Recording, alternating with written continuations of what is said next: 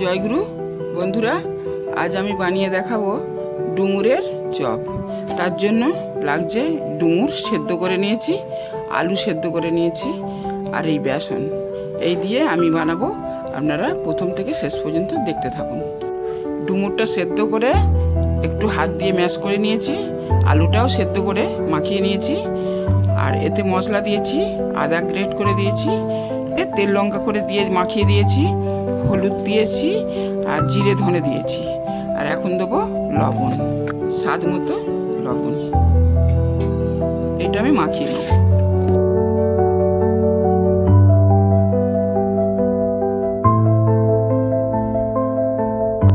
কড়াইতে তেল গরম হয়ে গিয়েছে, এবার একটু হিং দিয়ে দেবো।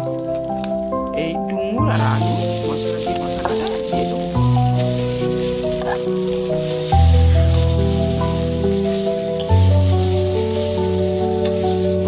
আলুটা আমার কষা হয়ে গিয়েছে মশলার সাথে, এইবারে তুলে নেব।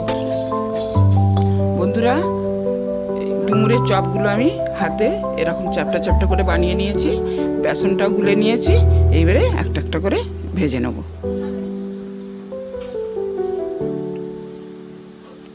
এইবারে তেলের উপর ছেড়ে দেব। এক পিঠ ভাজা হয়ে গিয়েছে, আর এক পিঠ উল্টে দিয়েছি।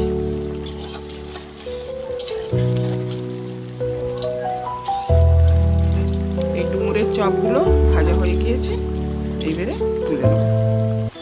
বন্ধুরা, ডুমুরের চপ আমার তৈরি হয়ে গিয়েছে। দেখার জন্য পুরোটা ধন্যবাদ। জয়গুরু।